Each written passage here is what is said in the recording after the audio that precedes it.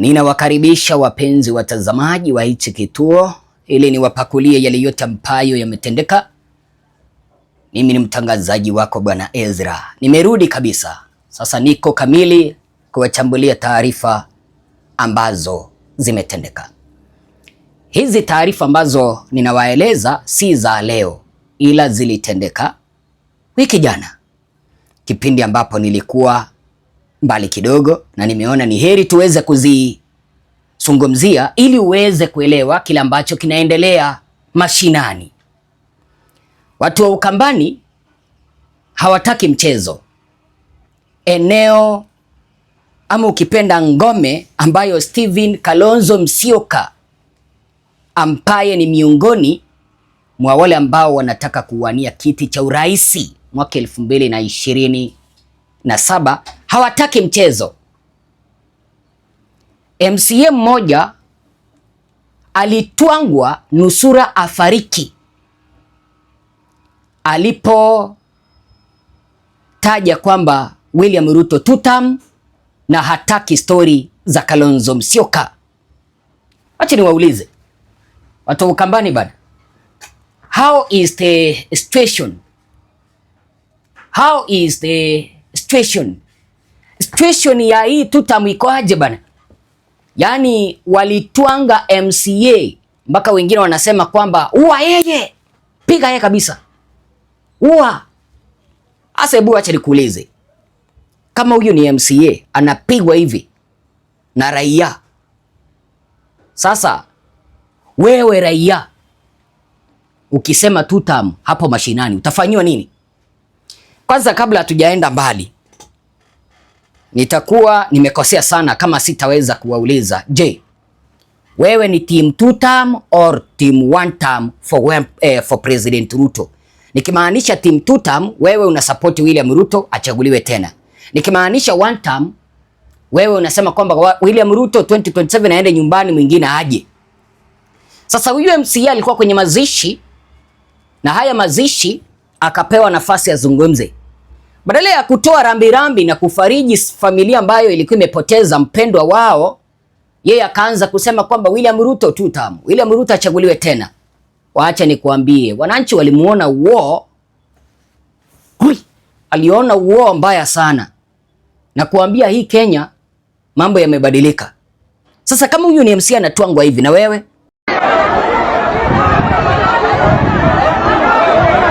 Tutulie tafadhali. Tutulie. Turudeni tafadhali. Twendeni tuketi. Twendeni.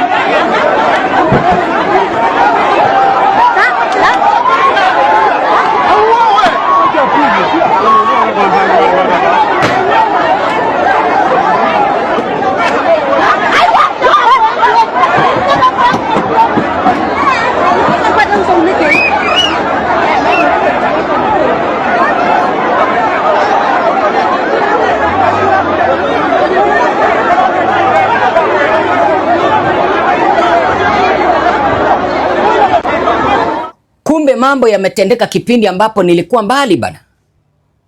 I'm trying my best to catch up ili niweze kuwaleta into speed, muweze kuelewa yale yote ambayo yanajiri.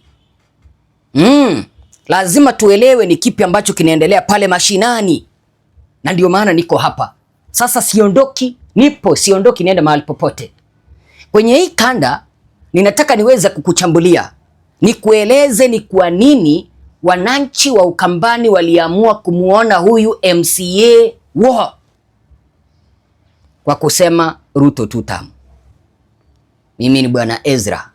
Wacha niweze kukuomba kwa moyo mkunjufu. Unaona studio yetu inaendelea kugrow. Kituo chetu kinaendelea kusambaa. Tuko 213,000 subscribers. Ndio, tunaendelea kusonga kwa majaliwa yake Mwenyezi Mungu. Sasa tunalenga 500,000 subscribers, 500,000 subscribers. Kama unanipata kwa mara ya kwanza, piga subscription, alafu sambaza hii kanda kuelekea kwa vikundi vingi ili tuendelee kukaa familia kubwa.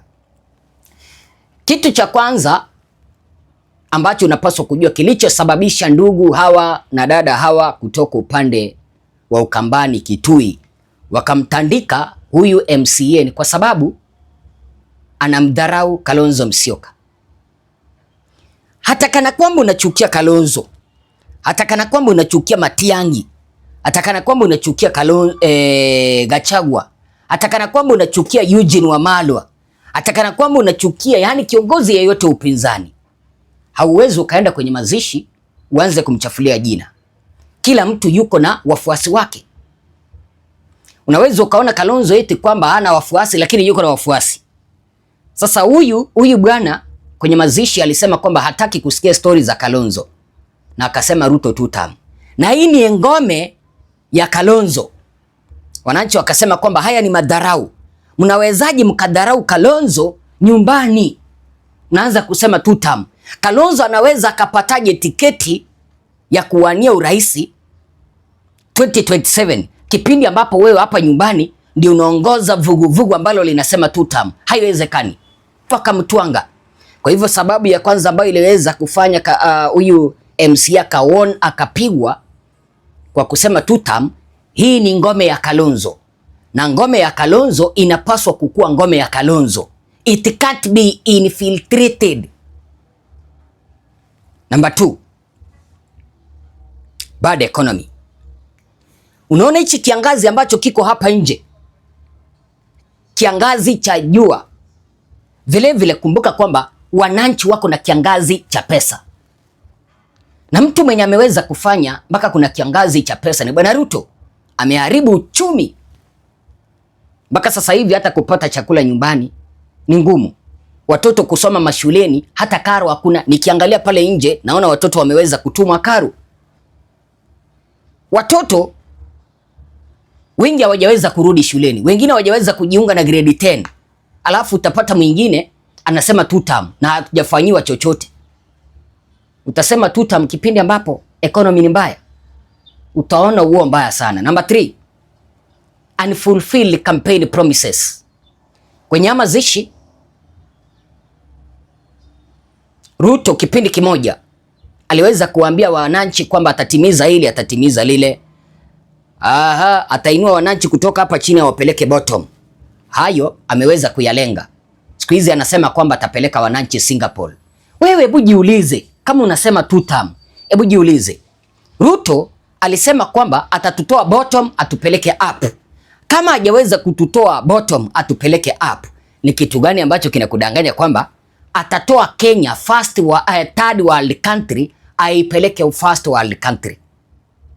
Kama ile bottom up economy, hustler nation ambaye alisema kwamba atatoa wananchi pale chini awapeleke juu, hajaweza kuwatoa wananchi hapo, ni kipi ambacho kinakudanganya kwamba atatupeleka Singapore? Ni kipi? Hiyo ndio hasira ambayo wananchi wako nayo. Hiyo ndio hasira ambayo wananchi wako nayo. Number 4. Wananchi wameamua kumtetea Kalonzo. Hilo ndilo ambacho unapaswa kujua. Kwa sababu kipindi ambapo nimekuwa mbali kidogo, nimekuwa nikisikia William Ruto akipata kipasa sauti lazima mtukane Kalonzo Musyoka. Yule mtu wa 40 years hajafanya chochote. Kipindi ambapo sijui hii miaka yote ya 40 amekuwa madarakani ama amekuwa kwenye siasa, achafanya chochote nyumbani kwake. Eti sasa anakuja kutuambia nini? Eti anataka kura. Sasa wananchi wamekasirika. William Ruto anatukana Kalonzo eti kwamba miaka 40 amefanya nini? Ili hali yeye mwenyewe pale nyumbani Nandi, barabara ni kama shamba. Najua nawaambia ukweli. Nandi mabarabara ni kama shamba. Na wananchi hata pale wanaandamana. Na wananchi hata pale wananungunika. Lakini vile ambavyo viongozi ambao wanamzingira William Ruto kutoka eneo lile la Nandi Rift Valley wanasema kwamba ile ni ngome yao, wao ndio kwa serikali, hawapaswi hata kuzungumza. Number 5. Early campaigns. Ndizo ziliweza kufanya wananchi wakampiga huyu mwanasiasa ambaye ni MCA.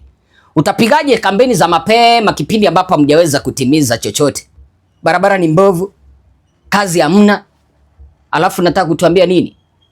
Tusubiri mpaka mwaka ujao 2027 waanze kampeni. Sio kwanza kutuambia kampeni saa hizi mapema. Kuna Wakenya ambao walipoteza kazi Kuna Wakenya ambao wamezunguka hawana kazi, alafu unakuja kutuambia Ruto 2 term. Ametufanyia nini? Na kuambia hii ndio hali halisi kwa ground hapa chini mashinani. Asija akakudanganya mtu eti Ruto ni 2 term. Hakuna bana. Hakuna. Kwa ground mambo ni tofauti. Wanasiasa wanaweza wakanunuana, wanaweza wakaambiana hili, sijui tutawapeleka Singapore, tutapitia Canaan tuelekee Singapore. Wacha nikwambie. Wacha nikuache na hii kauli. Kama hakututoa bottom up, hakututoa hapa chini bottom atupeleke up. Na huu ni mwaka wa 4. Ni kipi ambacho kitakwambia ama kitakudanganya kwamba mwaka ama second term atatupeleka Singapore? Fikiria hilo.